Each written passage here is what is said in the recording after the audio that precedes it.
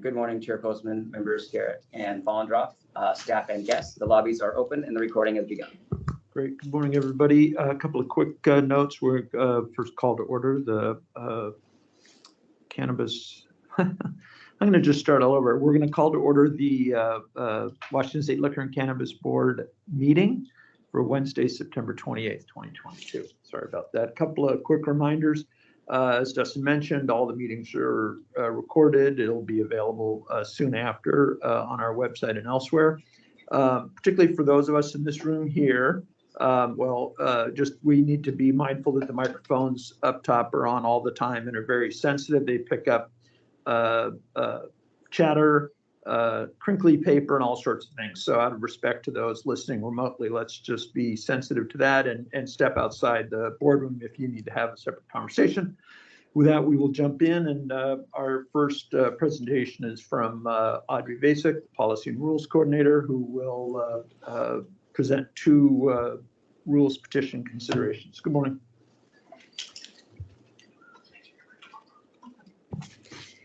Good morning, Chair Postman, board members Garrett and Vollendroff. Thanks for the opportunity to be here today and present a staff recommendation on the rule petition related to wine of a winery's own production. So this is the petition the board received on August 1st, 2022 from Josh McDonald on behalf of the Washington Wine Institute. This rule petition requests the board amend WAC 314-24265 to allow Washington domestic wineries to sell any wine they produce in Oregon at their Washington winery locations. The petition states that this change is needed because, quote, many Washington wineries now produce one or more of their wines in Oregon, yet our current rules beyond a shared AVA or American Viticultural Area exception do not allow them to sell this wine they own in their Washington-based winery and tasting rooms. This rule change will create more wine sales in Washington state that in turn will create more tax revenue, end quote. So in effect, this petition is requesting that any wine that a domestic winery produces in Oregon, for example, through a contractual agreement with an Oregon winery, be considered wine of a domestic winery's own production. So to understand this request itself, we'll have some background on the statutory framework for domestic wineries. So briefly, under the domestic winery license in RCW 6624-170, domestic wineries are granted limited rights to act as retailers and distributors of wine of their own production. Domestic winery is allowed to sell wine of its own production at retail on the winery premises and at tasting room locations, but is required to obtain a separate retail license, for example, a restaurant license or a retail specialty shop license, in order to sell wine not of its own production at these same premises. So while wine of a domestic winery's own production is not defined in statute, the statutory framework for domestic wineries indicates that this wine must, with some limited exceptions, be produced in state. So a domestic winery is defined in statute as, quote, a place where wines are manufactured or produced within the state of Washington, end quote. Similarly, the domestic winery license, quote, allows for the manufacture of wine in Washington state from grapes or other agricultural products, end quote. So wine that's produced out of state is not generally considered wine of a domestic winery's own production, but there are some limited exceptions. For example, the domestic winery license in subsection 6 specifies wine that's produced in Washington state by a domestic winery, then shipped out of state to be made into sparkling wine, then returned to the domestic winery for resale, is deemed wine manufactured in the state of Washington and does not require a special license. The current rule in WAC 314-24265, which is the subject of this petition, recognizes another limited exception where wine produced out of state can be considered wine of a domestic winery's own production if a number of conditions are met. So these conditions are: 1, the licensee receives approval from the board; 2, the licensee holds both a Washington domestic winery license and an Oregon winery license, where the underlying ownership of the two licenses is identical, and both the Washington and Oregon wineries manufacture wine in the same TTB authorized cross-border appellation. And 4, the appropriate state wine taxes must be paid. So this rule, as it's currently drafted, represents the outer edge of the board's authority under the existing statutory framework, and expanding it as requested in the petition, such that any wine that a domestic winery produces in Oregon would be considered wine of a domestic winery's own production, would conflict with what's authorized under the current statutory framework. So this petition request would require statutory changes which can be made by the legislature or voters through the initiative process, but are beyond the board's rulemaking authority. For this reason, the staff recommendation is to deny this petition. So that concludes my presentation. Happy to answer any questions. Great. Any questions from the board on this? Thanks, Artie. The only thing I'd say on this is we did receive a letter the board did from the Washington Wine Institute, which we've looked at. Appreciate that. I've learned some stuff through this one, as I mentioned yesterday, about AVAs and now about Pinot Noir growth in the Northwest. But I just think this is a pretty clear case where we just don't have the authority to go beyond and to quote you, Ms. Vasek, in your memo, what exists today on the cross-border issue. This is a very limited exception, represents the outer edge of the board's authority under the current statutory framework. And for that reason, I support that recommendation. So we will take a motion to accept the staff recommendation to deny the rules petition to allow Washington wineries to sell any wine that they produce in Oregon in their Washington winery locations. This is Ali. I move that we accept the rule petition to motion to deny. And a This is second? Jim. I second that. Great, then that is approved. The staff recommendation is approved to deny, and we can move to the next one. Go ahead, Ms. Vasek. So thanks again for listening to that presentation. I have another rule petition, staff recommendation that I'll be presenting today related to beer vending machines. So this petition the board received on August 5th from Tim Churchill on behalf of Hop Hop's Bottle Shop in Spokane. This petition requests the board adopt a new rule to allow the sale of Washington craft beer at the Spokane airport through a secure, age-verified vending machine. The petition states that this change is needed, quote, to open small business channels for the Washington beer industry. Currently, retailers must have a brick and mortar or $3,000 of product in order to resell beer. This prevents businesses from selling at nomadic locations, pop-up shops, special events, etc., end quote. So in follow-up conversations about the rule petition with the petitioner, Tim Churchill further explained that under this concept, the vending machine would sell beer for off-premises consumption only. The vending machine would not be located in an age-restricted area or have employees monitoring it. Instead, it would rely on cloud-based internet technology to verify customers are of legal age and not intoxicated. So the issue presented by this rule petition is whether the board should initiate the rulemaking process to consider allowing the sale of beer for off-premises consumption through vending machines. So in summary, allowing the sale of beer through vending machines as described in this rule petition would likely conflict with the statutory framework for liquor licensing in RCW 6624.010, as well as the requirements for liquor sales at self-checkout registers in RCW 6624.660. The beer vending machine concept also raises public health and safety concerns, which are described in the petition response document. So in my presentation today, I'll focus on the liquor licensing structure and self-checkout register issues. So under the liquor license statutes, there are around 25 different types of retail liquor licenses available, each with different privileges and conditions.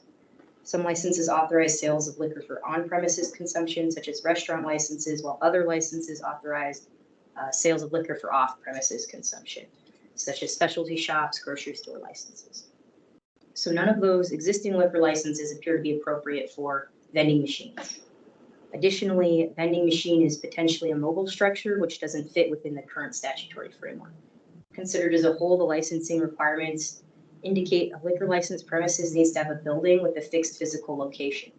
Vending machines are potentially mobile structures that are generally located within a building or on another premises and are not themselves buildings or premises.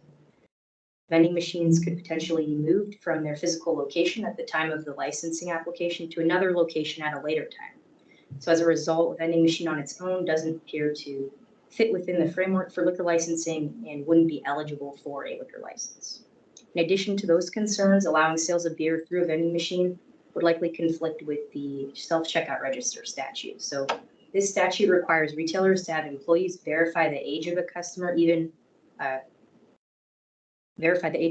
when using, quote, self-checkout registers. Under RCW 6624.660, retailers are allowed to sell liquor through self-checkout registers if the register is programmed to halt the transaction until an employee of the retailer intervenes and verifies the age of the purchaser.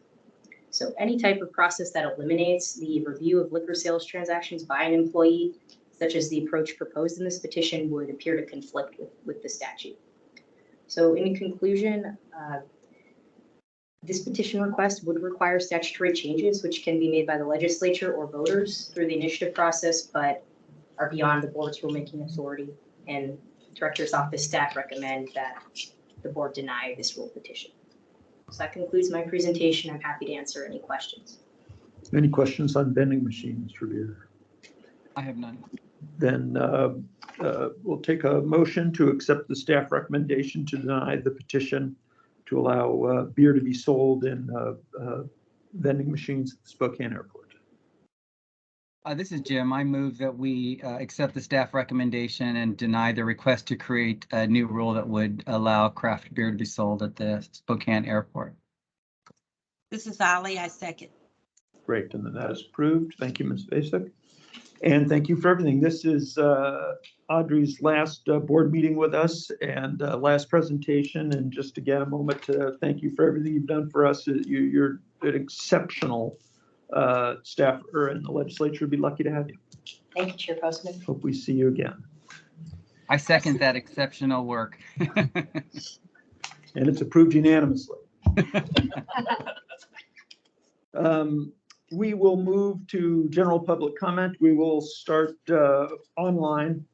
Is that all right? Or should we start the other way? Do you care? That's up to you. We can go in person first, but. We'll go online first since we did it last time. General reminders for everybody, we're recording.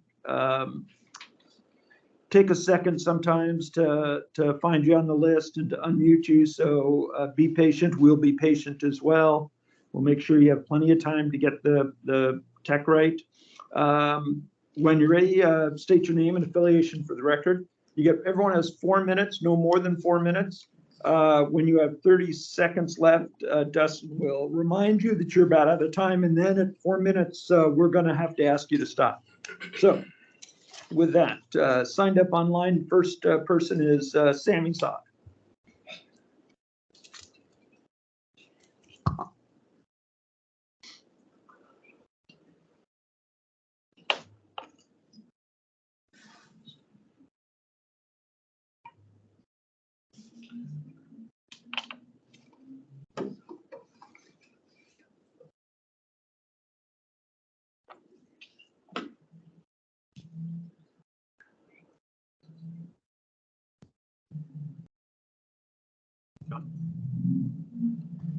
Should be good to go, Mr. Saad.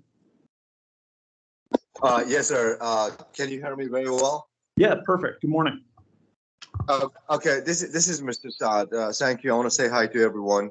I just want to let you guys know, no disrespect. We're not disrespecting anyone, but we are those previous shop. We're being left behind, black owned.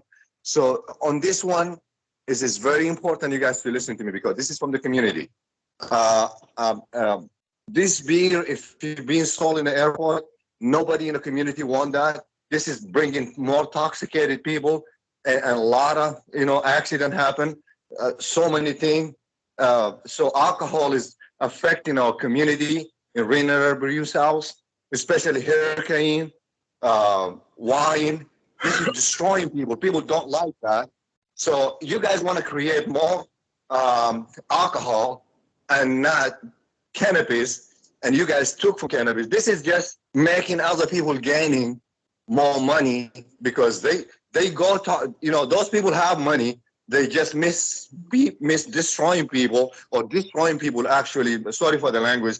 And I just woke up and I'm very tired from fighting you guys over my weed shop or medical weed shop as black people being left behind. Me, Kevin, Shelton, and Libby. It's not fair from you guys. And you guys now want to have more alcohol destroying people, just creating, anybody, if you just put it like this.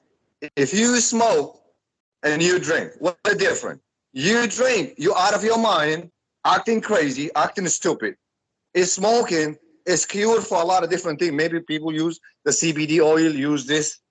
Even alcohol have a consequences and have benefit, but the consequences more than the benefit. I do not agree about anything in the airport. You guys should take our opinion in consideration. But unfortunately, since we've been speaking about our cannabis shop, we're being left behind. We're still not being acknowledged. We just they acknowledge us, Mr. Bruce in the city of Seattle, to be included as being harmed by you guys. As the LCB, an alligator, her boyfriend get a license. You know, Jim B. Cannon. This is not fair, alligator. Do you know I have a phone call from Paula Saldina? She told me, don't speak about you. She will help me. And after that, she gave me the F word. She called me the F word. And Kevin Shelton was there. The second thing is Kevin Shelton cannot speak about Black Excellence because Black Excellence belonged to Erin Barfield, and he did not allow him. And he gonna send him a letter about that. So we've been misled by, you know, self-appointed leader and being manipulated. And you guys giving a little crumb to alligator, and we're being misused and misled. And I don't know until when, but we'll fight until the day we die. No disrespect to you guys, but how is all white market and white Jewish mixed with Jewish? It's nothing against Jewish. Don't play that role, Mr. David, because you mix with Jewish or you're Jewish. I am mixed with Jewish too. Nothing against Jewish, but those 1% and those politicians from that Jewish community giving to your people, their people, that's it. It's nothing against the Jewish community, but those stink damaging the Jewish community. This is sad.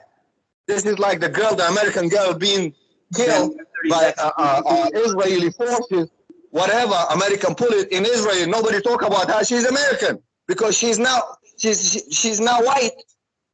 Unfortunately, Black people being disarmed, and you guys just creating market for people who have money, and this is not fair. And people need to be acknowledged. Let's go respect you guys. How the community respect you guys if you guys listen to us like a zoo? Nothing being done. That's why we file a lawsuit. That's why, you know, even if you look at it on a big level, Iran creating nuclear weapon because we don't make a deal with her. We listen to a small. Stop you. Thank you. Just as a reminder, everyone gets 4 minutes, not more. Next person signed up is David Busby.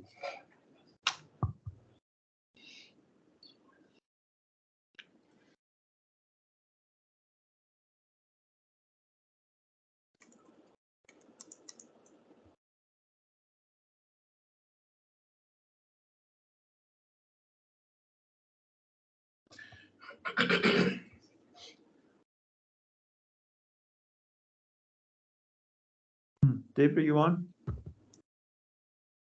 Chair, this is Don't Dustin. see. David Busby had a connectivity issue when we were starting the Oh. meeting, and we haven't been able to get him to All rejoin. right, why don't we come back to him? We can even call him after the in-person. So then we'll move to our next person signed up online is Christopher King. Chair, Christopher King did register to speak, but is not online with us today. Okay, then let's move to the list we have of people who signed up in person, and they can come up to the podium when called on. The first person signed up is Josh McDonald. Good morning. Morning.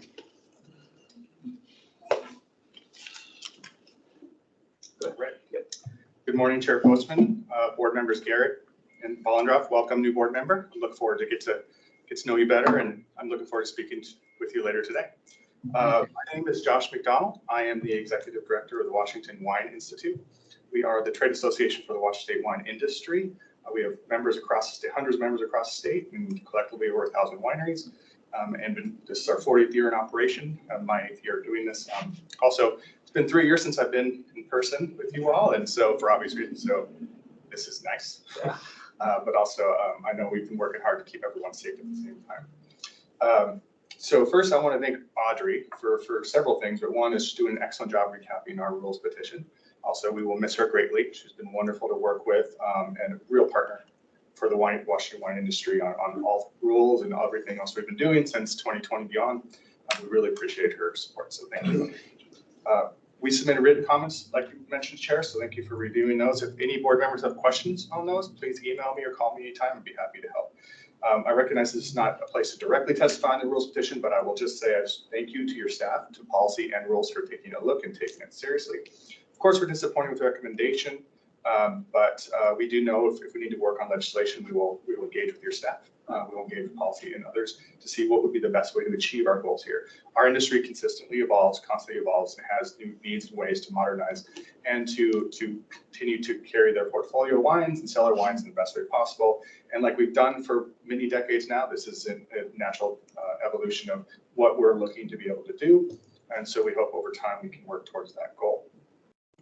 Finally, I just want to take a moment, since I have the opportunity, to recognize and the excellent work during this year of both your licensing, enforcement, and customer staff with our Washington wineries. Coming out of this new third level of operation as we end the pandemic as far as from an operations standpoint, but also through that, we're coming out with so many events, tourism, things that really just, I've never been so busy answering questions, helping wineries figure out how to do X, how to do Y, how to do Z.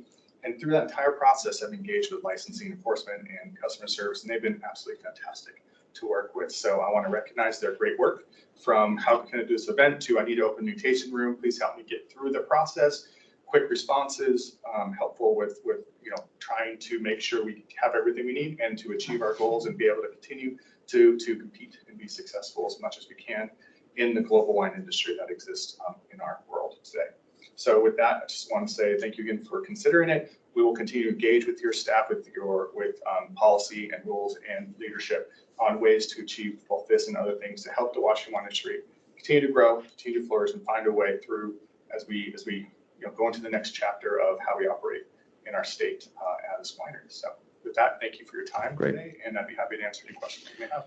Thank you. No questions, but appreciate your comments about staff, and we do appreciate the working relationship we have with the organization, especially through those tough years that we just got through. So hoping we're getting through this. Yeah. Okay, thank you. Next person signed up in the room is Bailey Hirschberg. Are you speaking or? No. Okay. I'm sorry. I wasn't sure. Sign in. Oh, okay. Then Then Peter Mann.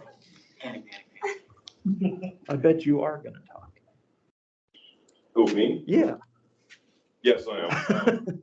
Good morning. Good afternoon, or good morning, Chair Postman, and good morning, Board Member Ali and Valandroff. My name is Peter Manning. I'm with Black Excellence of Cannabis. We are incorporated in the state of Washington as a nonprofit. You can look us up at SOS. We are there. And I have a couple things that I like to say. Ali's sister, hey, we respect you. We care about you. We hate to see that you get attacked every meeting. I know it troubles the Black community. A lot of Black people are we support you 100%. And they were going to call in today and do that. I think it's probably going to be scheduled for the next time you do the board meeting, because you have a lot of support in our community. And we want you to know that we do not feel like 2 or 3 people feel. We think you've done a wonderful job. We think that you've helped bring this to light, social equity in Washington, and we respect and appreciate you. So that's from the Black community. And that's all I have to say. Thank you. Thank you. Appreciate it. Good to see you. Should we go back and see? Is David Busby? We did get David back online. Okay, David Busby.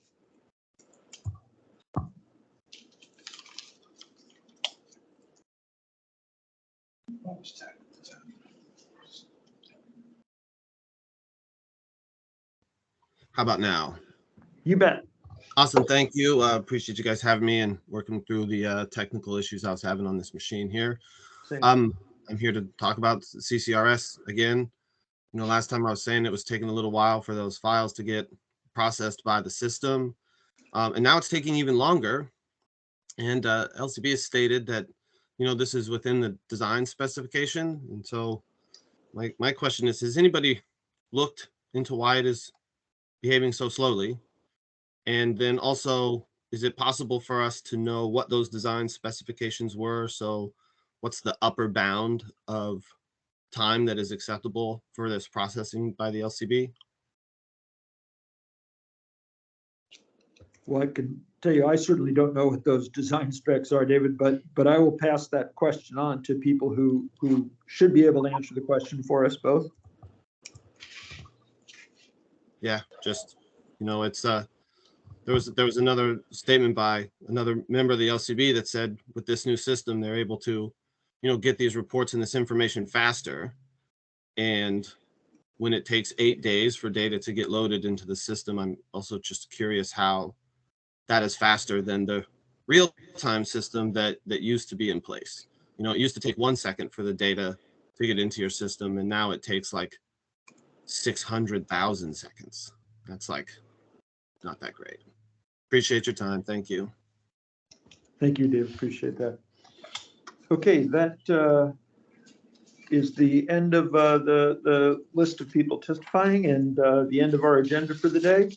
So with that, we're going to adjourn the Liquor and Cannabis Board meeting for September 28th, 2022. We'll be back next Tuesday for a board caucus meeting. Thanks, everybody. Bye, Jim. Bye, Thank Ally. you. Bye.